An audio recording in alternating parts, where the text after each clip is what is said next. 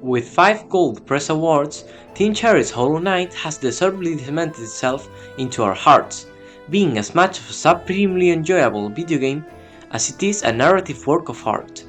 Many have discussed the gameplay, the lore, even some have lurked into its deeper themes. But now, it's time to walk in the boots of an art critic and look at what Hollow Knight's storytelling teaches us about how to use light and dark to shine upon narration. In Hollow Knight, the choice of illumination goes beyond mere aesthetics. It is a core vehicle for communicating the essence of Hallownest to the player. Firstly, as a game world, areas in the world map are not defined by shapes so much as the colors of their light, from Queen's Garden's saturated greens to Crystal Cave's amethyst refraction, through Honeycomb Orange and Royal Waterway's turquoise. In accordance with classic game design philosophy of surface shine as waypoints for the player, key mechanics in Hollow Knight like Fog Canyon bubbles or Fungal Waste bounce pads are outlined with brightness.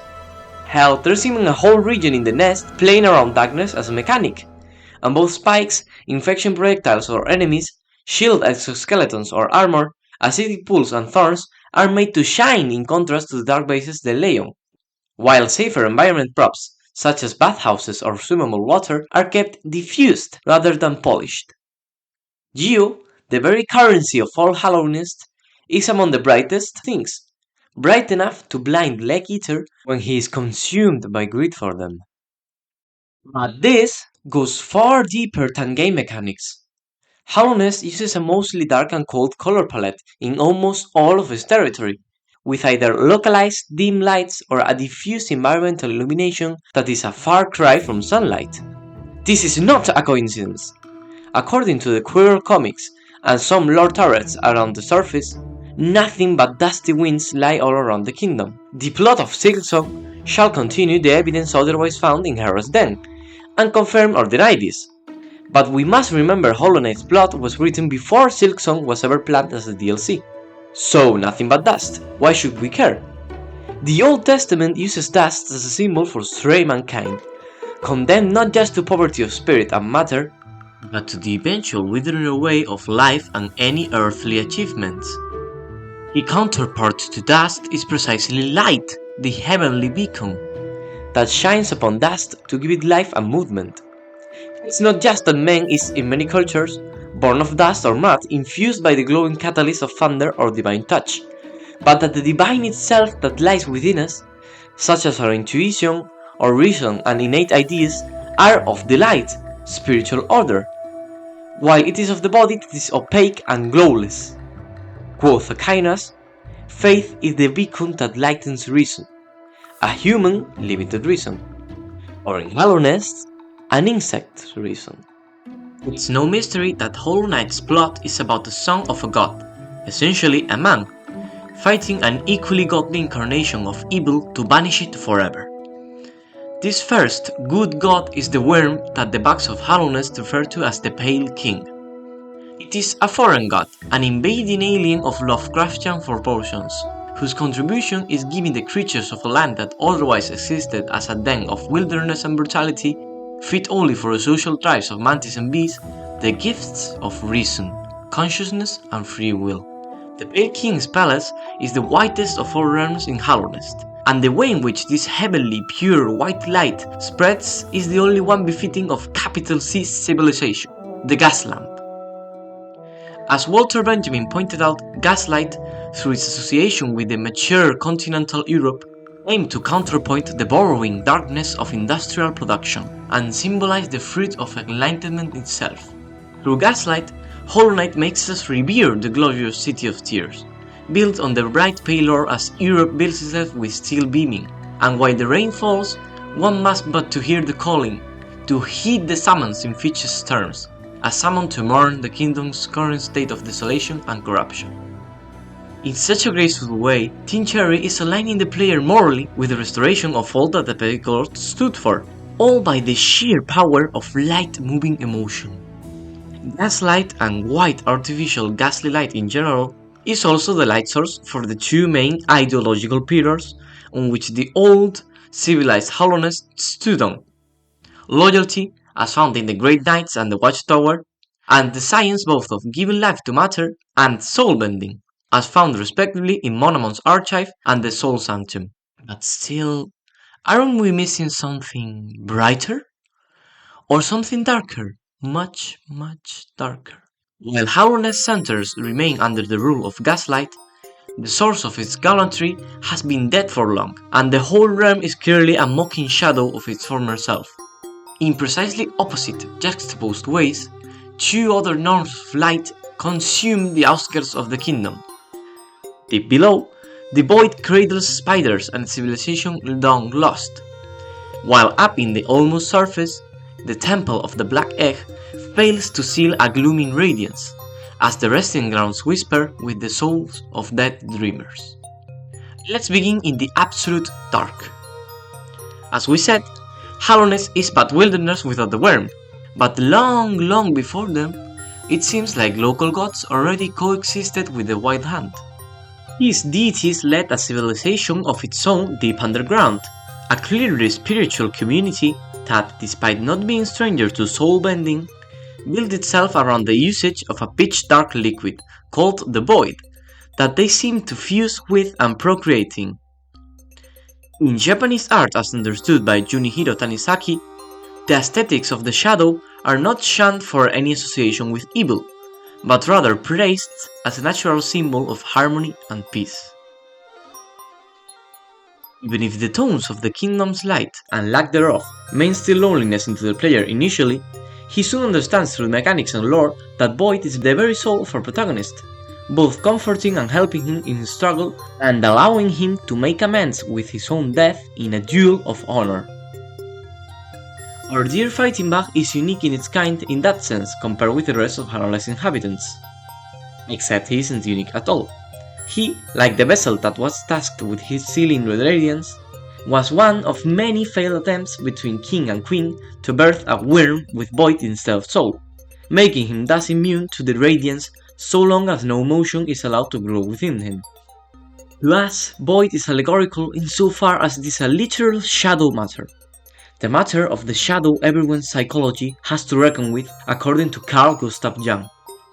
Being deep underground in a citadel of lost culture, the dark water of the abyss that the worms use must be Hallownest's literal form of the bridge to nature, as we discussed in our first ever video. The connection with the collective unconscious. But why must the worms, these godly beings of pure reason, return to the wisdom of nature? Don't they already know nearly all there is to know? Well, they do, folks. It's just that they're not alone. Of all the insects that inhabit Hallownest, be them native, secluded, civilized, or even foreign, one recurring species is remarkably scarce. In all of the game, we can only be spoken to by 3 moths, 2 of which are dead and 1 of which is the decrepit old lady known as the Seer. But long before time had a name, before the worm and when Hallownest was inhabited by even fewer social beings, moths were a warrior tribe that absolutely dominated Hallownest, from the crown to the abyss. They were aware of soul and had lives full of sacrament and pilgrimage before the gifts of the Pale King. All could be thanked for their sword-making skills, which allowed them to build nails capable of piercing into the other bug's dreams and extracting their soul. The moth tribe is not godly, but it also isn't godless, unlike the other tribes that rejected the Pale King's blessing in favor of the traditional way of life, for example the mantises. Moths praise their creator, at being different from the White Lady from which all other vessels of life grew, so different from Hallownest's substance altogether. They are not vessel, void, nor soul, but the essence from which dreams are made. And the name of this creature is the Radiance. All higher beings, and yes, there are more gods than the 4 we mentioned, seem to have come from the land of thunder and rain, but the Radiance clearly came to Hallownest first. Under its guidance, much like through the orgiastic spirituality of primitive mankind, the moth tribe thrived in its solitude. However, its essence has forever been demeaned from absolute rule over the minds of Hallownest by the Void, or more specifically a Void being called the Lord of Shades. it seems to be the strongest of the higher beings, and it has tried to capture and kill the Radiance, perhaps since the beginning of time itself. Some might believe that the void is nothing but entropy, and that the Radiance was the true holder of the unconscious, as well as a good god that escaped persecution into Hallownest and attempted the construction of a utopian society before the worm invaded. But to us, understanding void and essence as mutually exclusive is precisely missing the point of how void is the unconscious. Void is, in a literal sense, a shadow, the Jungian shadow of the self. Its existence, while threatening to essence, is necessary for it to be properly a force for good in the world, because without it, all beings of essence are but a hive mind that tramples over the land. In the same way, if our minds were devoid of shadow, we would just be beasts drawn by the power of desire to create as well as destroy. But nothing would ultimately be ours, but of desire, as we would not carry within us a contradiction able to limit it and let what we hold dearest, like identity or beliefs, overcome it. Thus, we arrive at our last piece of aesthetics. In Xu Dake, analysis of Shang-Chi's Rainbow series, we are introduced to a concept known as the violence of light. According to Dake, in the postmodern capitalist society of China, light is oppressive. It intrudes the mind through the eye and blinds you, an experience contrary to the shadowy piece of Taoism's aesthetic. And going beyond, light is violently precisely because of the promise it contains. A promise of revelation, utopia, of pure happiness and frictionless consumption, of all that there is and of perfect man, ultimately of a totalitarian god. We must remember as well that since nightmares got severed from dreams when the Green Truth was somehow created, the Radiance essence is filled with nothing but pure dream, pure desire fulfillment, pure pleasure, fantasy and positivity. An absolute positivity that, at least in Byung-Chul Han's critical theory of psychology, is the postmodern habilitator for totalitarianism and human self-destruction. Dear viewers, what could the Radiance be but the highest stage of such a god? Confronted by the virtuous and natural force of the shadow's negativity through the Lord of Shades, she surely escaped the land of thunder to build a tyranny of eternal growth over Hallownest, preying on the existing beings of an extracted soul contained in the endless reproducing beings of the White Lady's vessel and Un's moss. The Lord of Shades is returning to this land that once was his to finally end such injustice, freeing the entire universe from the violence of lies forever. And you, dear player, could be but the instrument of an instrument.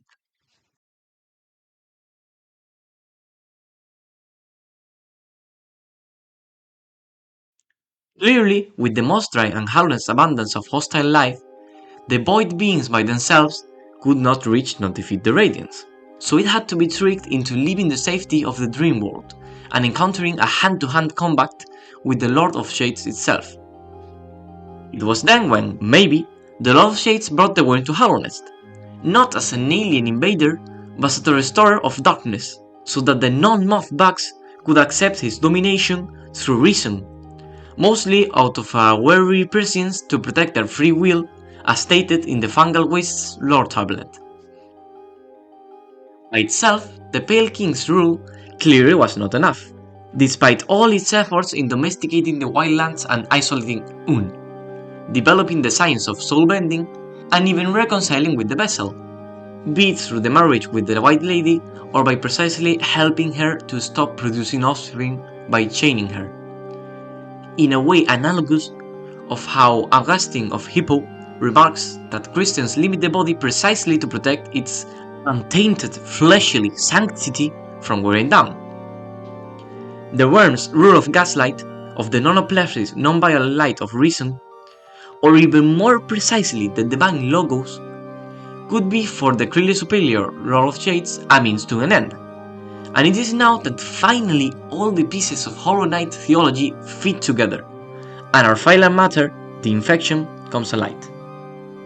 As reason empowered the bugs of Hallownest to free themselves from the rule of the Radiants, they converted the Moth Tribe into worshipping the Pale King, and eventually even found out about Void and the secrets of the unconscious. This way, the Radiance was almost forgotten. So instead of simply preying on souls through essence or wielding the Moth's oppressive nails, she built its own kind, much like the Void beings in reference to the Lord of Shadows. These were parasitic beings, just like her, and they spread like the plague to the point where the kingdom's gate had to be closed. Just like in European history, the Enlightenment reason that ended theocratic thought slowly found out that within its own shadow lay the delirium of reason and triumph of emotion, romantic irrationalism. Hallownest's civilized vows found out that it was not nails and stingers they should have built defenses against, but rather against the vices of desire built deep within their souls, slowly corrupting in consonance with diseases, unlike the Romans. The Pale Court was set on fulfilling the Void's mission, and at that precise moment is when your character is conceived. The wise worm realized that only through a brutal passivity and self-denial that extirpated the very being that powered vessels when led by the worm, a soulless, genderless being of vessel and shadow could imprison the Radiance for enough time to put her in the hands of the Lord of Shades. For the longest time, the king and queen of Hallownest birthed children in the abyss, producing beings of vessel and void, and time again, they would not prove to be stoic enough to resist the Radiant's targeted infection. Eventually, they made a fatal mistake. Their hubris made them believe that they had found the perfect vessel, a child with no idea instilling him. They called him the Pale Knight, and locked him inside in the Temple of the Black Egg so he could store the Radiance. But deep inside, hidden from everyone, this child of the king loved his father just as anyone else, and so fell prey to the infection, triggering a second wave of disease that finally swept the City of Tears away. Defeated, the worm died eventually. His queen still locked to prevent further population growth, and Hallownest people have been slowly dying or getting infected ever since. That is, until you arrive. What is Hollow Knight's protagonist? He is not the chosen one in the eyes of the Pale King, but something grander. He is the incidental instrument of destiny that the Lord of Shades needs. Seeing in first person the failings of the Pale Knight in the memories of the Abyss and the Path of Pain, the protagonist learns to integrate its soul and use it as a weapon as weightful as its nail, eventually fusing it in togetherness with the void of his shadow, a shadow that he confronts often. Through this learning and a forced isolation and amnesia, in which it is made to believe that it has just arrived at a new realm to discover with curiosity in the midst of nothingness, the knight is truly void enough to never be infected, and eventually make his way, as fate itself commands, into the heart of his precious vessel, to set the stage for the death of the Radiance. But if, and only if, he does not go too fast, and if, and only if, he contemplates the virtue of the shadow, enough to rediscover the hidden nature of gods, dreams, and who he really is meant to be. Thanks for listening, this has been today's video. If you have liked it, please do leave a like, a comment, and really tell us anything in any way, because we would like to hear your feedback. And this has been all for today. We'll see you in the next video. I'm David, and this has been A Futile Conquest.